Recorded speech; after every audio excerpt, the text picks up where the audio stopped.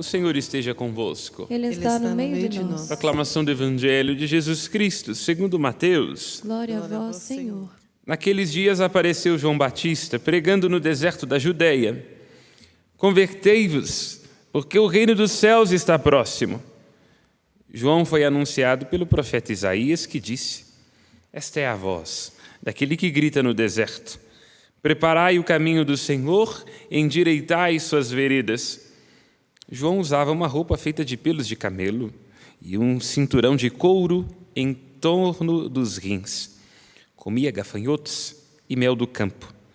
Os moradores de Jerusalém, de toda a Judéia e de todos os lugares em volta do rio Jordão vinham ao encontro de João.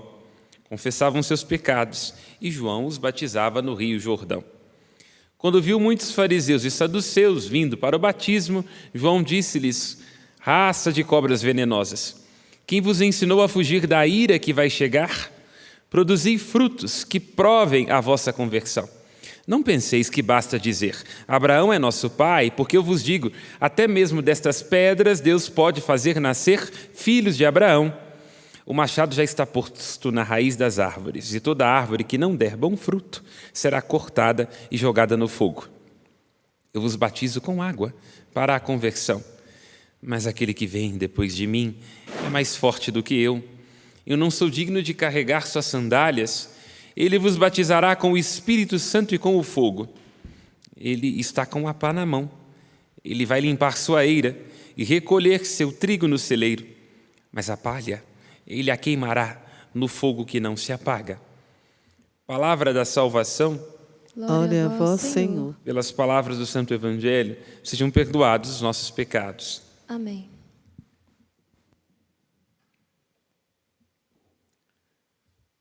A nós, como companheira do Advento, a profecia de Isaías, o profeta deve comunicar-se a um povo de coração despedaçado pela experiência do exílio. O exílio, o lugar do aparente abandono da bondade de Deus. Em Israel todos nós nos encontramos, porque todos somos filhos exilados, atravessando desertos e angústias. Em primeiro, porque este mundo perverteu-se da justiça pensada por Deus. Isaías é insistente em, com sua profecia, fazer-nos comparecer no lugar do jardim. Ele diz que é preciso saber reconhecer o Deus que mora no detalhe. É preciso encantar-se com a beleza de um pequeno rebento que insiste em crescer de novo num trono que foi cortado. Tanto quanto é assim o convite do salmista. Ele diz que quem não for capaz de encantar-se com a beleza das flores, não será capaz de perceber a vinda do Senhor, porque nos dias do Senhor acontecerá como o florescer singelo de uma planta. Nos dias desse Messias, a justiça florescerá e haverá grande paz, paz que será como o brilho da lua, que encanta o coração dos enamorados, e a promessa de luz nas noites escuras. O profeta Isaías, o salmista, o Evangelho querem provocar-nos para a espera do Senhor. O Advento é tempo de espera, contemplação. O Advento é tempo de deixar-se purificar no olhar e na alma, porque a nossa tendência é a repetição, é a rotina, é a anestesia do coração, a suspensão do juízo, quando não, o queimar, como diz João.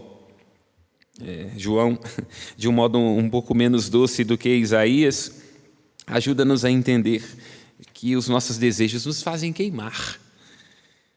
Aqui não se trata de termos medo de que, em consequência de nossa infidelidade, o Senhor mandará fogo sobre nós. Não. Cada um de nós, olhando para si mesmo e para os próprios avessos, sabe o que significa queimar por um amor desordenado aos outros, queimar em nome de promessas sem sentido, queimar em nome do apego e da própria avareza. quem não tem sentimentos justos, quem não é ordenado naquilo que deseja, não é capaz de entender princípios éticos, não é capaz de alcançar a justiça e, sobretudo, não é capaz de estar com Deus. É a respeito disso que João nos está alertando e ele nos convida a comparecer no deserto. O deserto. Esse é o ponto de partida dos tempos penitenciais. A Quaresma e o Advento nos convida a atravessar o deserto das nossas próprias paixões, para superá-las, o deserto dos nossos avessos, para perceber nas notas desafinadas de nossa existência a melodia do Deus que quer compor a sinfonia do seu amor e da sua justiça. Isaías, comunicando-se a um povo de coração despedaçados, diz: não se preocupem, este tronco aparentemente cortado, isto é, entendamos aqui o tronco como sendo a casa de Jessé, como a própria profecia nos vai ajudando a perceber, dele virá um rebento. Desse rebento, como nós cantamos, brotará uma flor, desta flor vem a Virgem Maria, e da Virgem Maria o Salvador. Isaías, falando de um jardim que brota a partir de um deserto, fala também do Espírito. É interessante e não despropositado. Durante 4 vezes se usa a expressão Espírito nesta profecia messiânica de Isaías. O Ruá. O que é que Isaías está ajudando a entender? Que neste pequeno rebento que surge, de onde vem o Messias, repousará o Espírito do Senhor que vem dos 4 cantos da terra. Aquele mesmo Espírito, o sopro do Deus Criador que constitui tudo aquilo que existe, porque antes deste sopro, vai lembrar o livro do Gênesis, as coisas estavam no caos profundo. É o sopro de Deus que comunica a ordem, o Espírito de Deus que paira sobre as águas, e as águas borbulham e delas surgem os seres viventes. Este mesmo Espírito, agora vindo dos 4 cantos da terra, irá repousar sobre este Machia, ou seja, este ungido. E ele transbordará do Espírito que recebeu. Será um Espírito de sabedoria e discernimento. A sabedoria aqui entendida como a grande arquiteta do universo. A sabedoria que estava junto de Deus ao criar o universo e que se doa aos homens. Esconde-se, certamente, dos corações distraídos e dos soberbos. E, inclusive, o sopro dos lábios deste Messias irá submeter a soberba daqueles que cometem injustiça. A sua palavra destruirá aqueles que vivem da violência. Mas esta sabedoria será fonte de discernimento para aqueles de coração pobre. Porque, como vai lembrar o profeta Isaías, no capítulo 26 de sua narrativa, o Espírito do Senhor guia no caminho seguro aqueles que são justos. A estrada daquele que é justo, o caminho do homem justo é plano e reto. Por quê? É porque é Deus quem prepara e quem aplana. Quem não deixa-se encontrar por este Espírito de Deus, quem não é devolvido a si mesmo, podendo respirar da graça desta sabedoria, perde-se de si, é vítima de si e queima pelas próprias ansiedades. Este Espírito será de conselho. Quer dizer, aquele que recebe este Espírito decide conforme a prudência. E será também um Espírito de fortaleza, porque é Deus quem é a força da nossa fraqueza. Quando os nossos passos vacilam, temos que esperar em Deus, porque, como vai lembrar o próprio profeta Isaías, quem espera em ti, Senhor, revigora as suas forças e é capaz de correr sem cessar, porque os seus passos não vacilam. Tanto quanto será um espírito de ciência. A ciência, este dom da parte de Deus, que nos ajuda a ver as coisas como elas são e não como nós gostaríamos que fosse. E é um espírito de temor de Deus, um espírito de piedade. Isaías, ao longo de sua profecia, apresenta-nos de modo poético que no momento em que vier este Messias, até aquelas adversidades mais acirradas, até aquelas rixas mais insolúveis encontrarão o estado de reconciliação. Este Messias traz consigo a paz, porque ele é príncipe da paz. Nos reconcilia com nós mesmos, uns com os outros e com Deus. De modo que até o lobo e o cordeiro, animais tão diferentes, que vivem em constante inimizade, já que o cordeiro é o alimento do lobo, poderão encontrar a paz. E poderão encontrar a paz. De modo que se estabelecerá uma justiça que não tem prazo de validade. E aqui ecoa-se o Salmo: nos seus dias a justiça florirá. Porque a justiça deste mundo não raro é conchavo. Porque a justiça deste mundo não raro é comprada pelo prêmio de crimes, não é assim? Aqueles que cometem erros, aqueles que cometem crimes, compram a justiça com aquilo que puderam obter. Porque a justiça deste mundo é guiada pela aparência. Nós imaginamos, não raro, quando tecemos juízo sobre alguém, que estamos na máxima lucidez. Ciosos de nós mesmos, imaginamos que é possível tecer um juízo sobre esta pessoa e sobre esta circunstância. Mas este Messias não julgará conforme a aparência. Porque, lembrando-nos uma das frases de Shakespeare, numa de suas peças, nós, neste mundo, tendemos a amar conforme a aparência e não conforme o juízo. É muito difícil amar alguém para além da sua aparência, para além daquilo que nós gostaríamos que a pessoa fosse, ou para além dos benefícios que ela traz para nós e para o nosso narciso ferido. Não.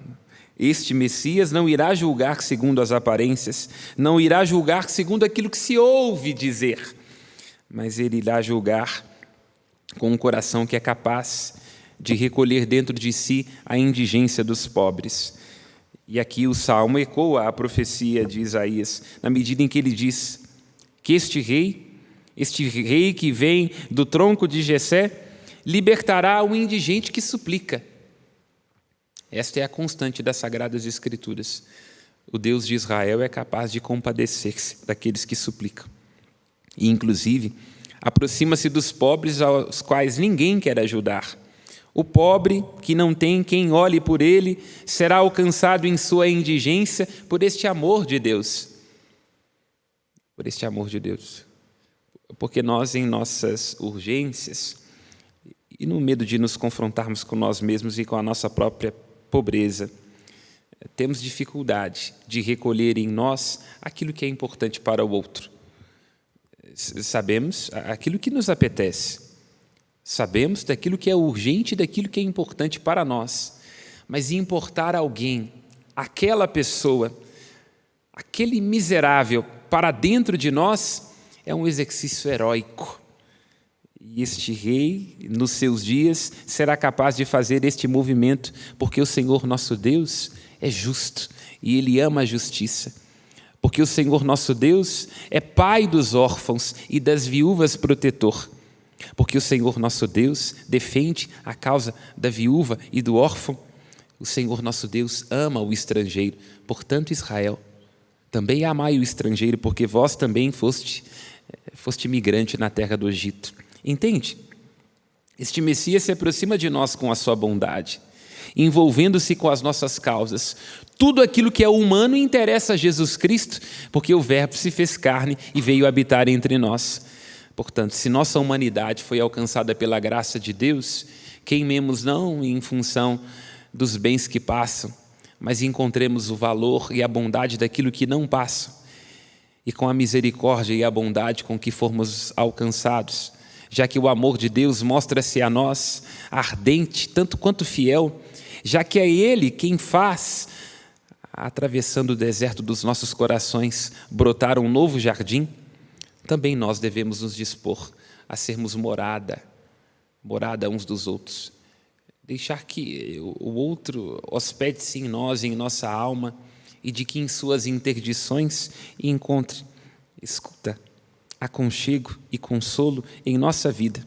É certamente um exercício de ranger os dentes, porque nós temos as nossas urgências, já temos que dar conta das nossas questões, ainda temos que nos preocupar com o outro. Se nós não percebemos os outros, nós nos perdemos de nós. E se não há espaço em nosso coração para o outro, também não haverá espaço para Deus. Terá pena do indigente e do infeliz. Que coisa difícil é poder ter espaço e tempo para uma pessoa que seja infeliz. Para citar aqui alguém controverso, o Clodovil tinha uma tese a respeito do que é um chato. Ele diz, sabe o que é um chato? É uma pessoa que você pergunta se está bem e ela resolve contar. Porque é natural, né? Quando a gente pergunta para a pessoa se ela está bem, a gente não quer saber da vida dela, é uma pergunta proforme. O chato é alguém que espera, que se dispõe a contar sobre a vida, sobre aquilo que não está gostando. A gente fala, meu Deus do céu, estou preocupado de pegar ônibus e essa pessoa está me contando o que está acontecendo com a vida dela, com o genro dela, o que eu tenho a ver com isso? O Deus de Israel gosta do chato. Porque aquele que é indigente, daquele que é infeliz, é justamente esse do qual Deus se aproxima para lhe transbordar a sua misericórdia. Por quê? O Deus de Israel quer confortar os corações que estão despedaçados, enfaixe as suas feridas e as cura, porque para Ele importa a vida dos humildes, vale muito a vida dos seus santos. É sofrida por demais pelo Senhor, vai dizer o Salmo 115, a morte dos seus santos e dos seus amigos. Portanto, lá onde houver uma pessoa neste momento, chorando de fome, lá onde houver uma pessoa neste momento, que se pergunta sobre como vai poder sustentar os seus filhos, lá onde houver alguém doente, com câncer, padecendo dores terríveis e atrozes, ali já começa a florescer a justiça do Messias, que em sua visita nos trará a vida e vem como um sol para arrancar aqueles que jazem nas trevas e nas sombras da morte. É tempo de despertar. Com efeito, a salvação está mais próxima de nós do que quando abraçamos a fé. Louvado seja nosso Senhor Jesus Cristo. Para sempre seja louvado. Creio em Deus Pai Todo-Poderoso, Criador do céu e da terra, e em Jesus Cristo, seu único Filho, nosso Senhor, que foi concebido